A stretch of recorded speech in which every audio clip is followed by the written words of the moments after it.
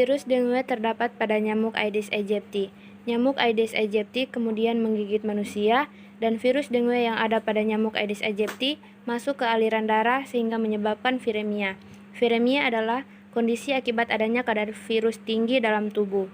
Nah, viremia ini akan menyebabkan mekanisme tubuh untuk melawan virus sehingga menyebabkan peningkatan asam lambung, kemudian menjadi anoreksia, mual, muntah, dan akan muncul gangguan pemenuhan nutrisi, kurang dari kebutuhan, hingga menjadi risiko kekurangan volume cairan. Kemudian, viremia juga akan menimbulkan komplemen antigen dan meningkatnya antibodi, dan akan terjadi pembebasan histamin atau senyawa amino nitrogen organik. Histamin terlibat dalam sistem kekebalan tubuh, mengatur fungsi sistem pencernaan, dan berfungsi sebagai neurotransmitter dalam otak dan sumsum tulang belakang. Setelah pembebasan histamin terjadi, kemudian akan muncul peningkatan permeabilitas dinding pembuluh darah hingga menyebabkan kebocoran plasma. Kebocoran plasma menimbulkan pendarahan ekstraseluler. Setelah terjadinya pendarahan ekstraseluler, akan terjadi resti shock. Kemudian menyebabkan hemoglobin turun. Menurunnya hemoglobin menyebabkan nutrisi dan oksigen ke jantung menurun, sehingga membuat tubuh menjadi lemas dan menyebabkan intoleransi aktivitas ketidakcukupan energi untuk mempertahankan aktivitas kehidupan sehari-hari.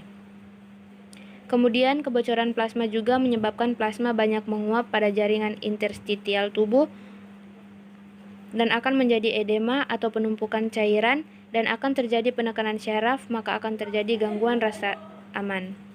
Viremia juga menyebabkan renjatan atau proses imunologi menuju ke pembuluh darah dan ke otak melalui aliran darah hingga menyebabkan virus berkembang di dalam darah dan akan terjadi hipertermi.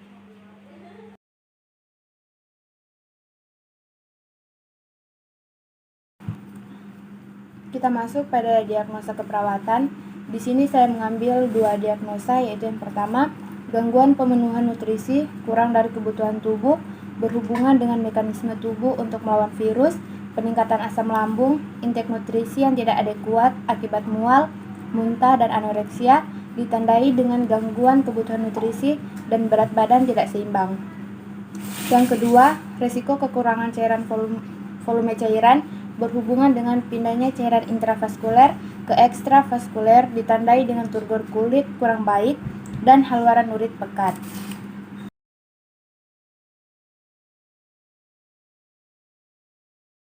Kita masuk pada intervensi keperawatan.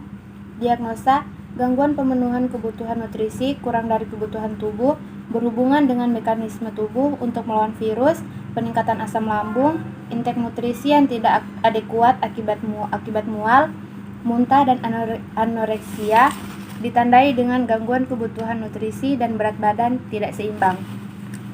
Dengan tujuan, setelah dilakukan perawatan selama berapa kali 24 jam, diharapkan tidak terjadi gangguan kebutuhan nutrisi dengan kriteria hasil.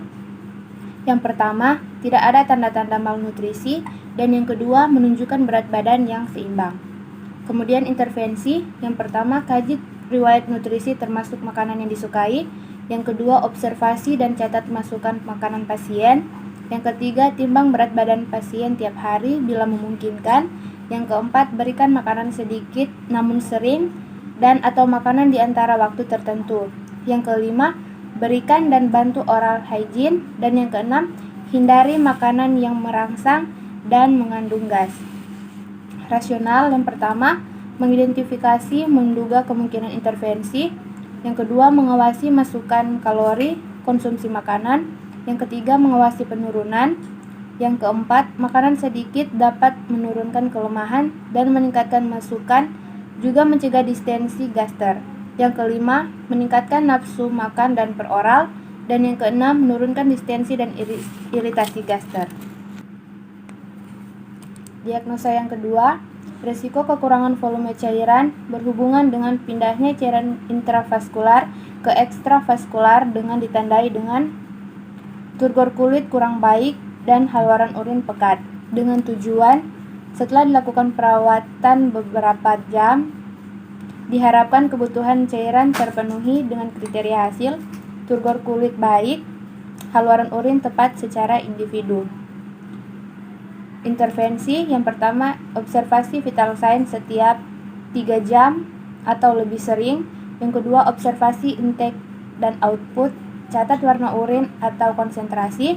Yang ketiga, anjurkan untuk minum 1.500 sampai 2.000 ml per hari.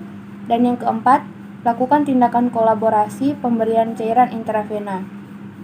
Rasionalnya, yang pertama, vital sign membantu mengidentifikasikan fluktuasi cairan intravaskular. Yang kedua, penurunan haluaran urin pekat dengan diduga dehidrasi. Yang ketiga, untuk memenuhi kebutuhan cairan tubuh peroral. Dan yang keempat, dapat meningkatkan jumlah cairan tubuh untuk mencegah terjadinya hipovolemia shock. Termasuk pada evaluasi. Yang pertama, pasien tidak ada tanda-tanda malnutrisi. Yang kedua, pasien menunjukkan berat badan yang seimbang. Yang ketiga, kebutuhan cairan pasien terpenuhi. Yang keempat, turgor kulit pasien baik. Dan yang kelima, haluaran urin pasien pekat. Demikian penjelasan saya mengenai asuhan keperawatan pada pasien demam berdarah. Terima kasih, semoga video ini bermanfaat. Salam sehat.